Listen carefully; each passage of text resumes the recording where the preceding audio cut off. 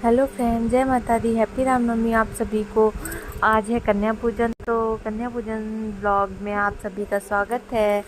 और आप सभी ने भी कन्या पूजन में किसी ने दही जलेबी तो किसी ने कुछ, सबने हर तरीके का जो भी जिसकी सुविधा रही वैसा सभी ने किया होगा।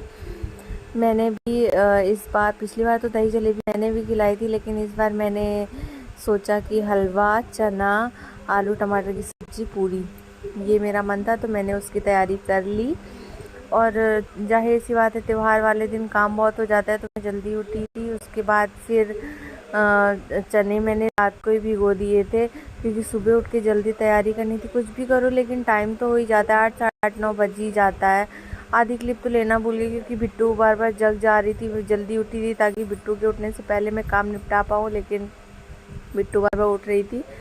तो फटाफट मैंने उठ के झाड़ू वगैरह करके नहा लिया था। आलू चने एक साइड उबलने के लिए चढ़ा दिए। जब तक मैं नहा कर आई तब तक आलू चने उबल चुके थे। फिर उसके बाद छील के फिर सोचा सबसे पहले मीठा बना लेती हूँ, हलवा। जाहिर सी बात है, अब कन्या पूजन के लिए सबसे पहले भोग के लिए मीठा ही बनाना है, तो इसलिए मैंने सबसे पहले हलवा ही बनाया। और हलवा बनाने के लिए सबसे अच्छा, हलवे को टेस्टी बनाने के लिए मैंने उसमें बेसन डाल दिया। ये मेरी मम्मी की ट्रिक है। थोड़ा सा बेसन ऐड कर दिया, थोड़ा थोड़ा करके घी ऐड कर रही थी। स्टार्टिंग में घी डाला था लेकिन थोड़ा थोड़ा करके घी ऐड कर रही थी। तो उसके बाद जब अच्छे से भुन जाता है, उसके बाद चीनी डालने के बाद फिर लास्ट में पानी डाल के बढ़िया एकदम टेस्टी, जैसा भंडारे में मिलता है ना सेम वैसे, इतना टेस्टी मैंने सोचा नहीं था। बहुत अच्छा बना था।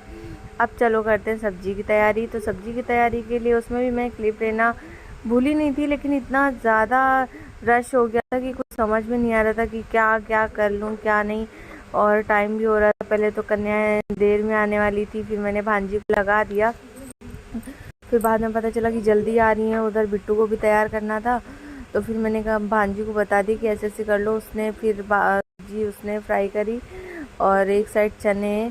फिर मैं बीच में आ गई उसको, तब तक बिट्टू को मैंने फिर तैयार कर दिया, क्योंकि अभी बहुत छोटी है तो थोड़ा बहुत तो परेशान करती है। अब उसकी भी गलती नहीं है, कि उसकी भाषा समझने के लिए मुझे भी थोड़ा टाइम चाहिए और उसे भी समझाने के लिए थोड़ा तो टाइम चाहिए। इधर मेरी सब्जी बन गई, हलवा बन के तैयार हो गया, मैंने मंदिर के पास रख दिया था। और उसके बाद फिर सब्जी और चना की तैयारी हो रही थी। सब्जी और चने की तैयारी थी, चने भी तैयार हो गए, उनको भी मैंने मंदिर के पास रख दिया था। और जो जो तैयार होता जा रहा था वो आराम से मंदिर के पास रख दे रही थी। फिर उसके बाद लास्ट में भांजी ने पूरी निकाली और तब तक मेरी कन्याएं आ चुकी थी। बिट्टू को मैंने उनकी बुआ जी को दे दिया, मम्मी जी अलग पूजा कर रही थी। और इसलिए टाइम बिल्कुल भी नहीं रहता है। जब भी कोई त्यौहार होता है तो जाहिर सी बात है कि बिल्कुल भी टाइम नहीं बचता है कि थोड़ा सा भी टाइम मिल जाए। ये मेरी कन्याएं आ चुकी थी तो इन्होंने पैर धुलना स्टार्ट कर दिया, और मैं बीच बीच में बोलती जाती कि प्लीज़ क्लिप ले लेना, प्लीज़ क्लिप ले लेना। तो दीदी ने इधर क्लिप ले ली आके। ये से सारी कन्याएं मेरी आ गई हैं। मेरी कोई गिनती नहीं रहती, सब लोग कहते हैं कि गिनती, लेकिन हाँ, जितने भी आ जाओ सबका स्वागत है।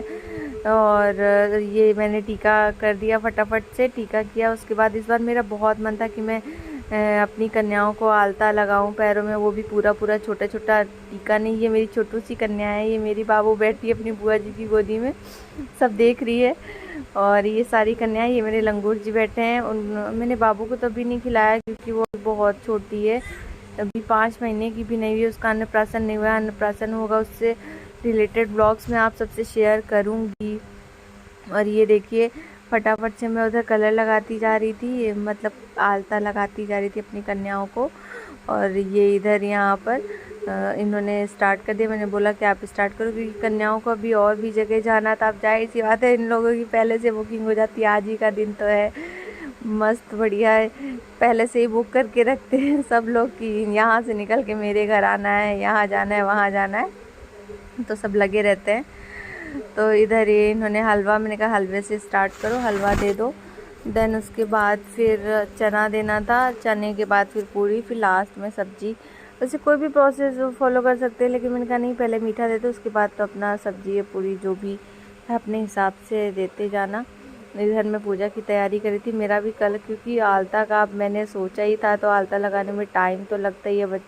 और फिर पूरी पूरी कन्याएं थी तो सबको लगाने के बाद फिर मैंने कहा कि अब चना दे दो जाके, तो इन्होंने चना देना स्टार्ट कर दिया। और प्लस में उधर पूजा की भी तैयारी करी थी, क्योंकि सबसे कन्याओं से लेके अग्यार भी करना था। कुछ लोग पहले कर लेते हैं। उधर मम्मी ने भी खिलाया था, मम्मी ने एक दिन पहले खिलाया। उसके बाद मैंने कहा आप अष्टमी को खिला रहे हो, तो मैं ऐसा करती हूँ कि नवमी वाले दिन मैं खिला देती हूँ। मेरा भी बहुत मन था। ये देखो मम्मी टहल रही है, अंदर से बाहर देख रही है कि क्या कर रही हूँ क्या नहीं। और ये इधर फटाफट से पूड़ी दे रहे हैं। और फिर त्यौहार का टाइम रहता है और छोटी बाबू को भी मैनेज करना, प्लस कन्याएं भी, काम तो हो ही जाता है। हर घर में काम होता है। त्यौहार वाले दिन पहले कन्या, फिर हवन वगैरह होता है, उसके बाद फिर क्या कहते हैं कि प्रसाद ग्रहण करते हैं। फिर व्रत भी था अष्टमी का। पूरे व्रत तो इस बार नहीं देती, लेकिन अष्टमी का व्रत था। तो ये मेरी कन्या है, सबको दे के विदा कर दिया। लास्ट में मैंने भी पैर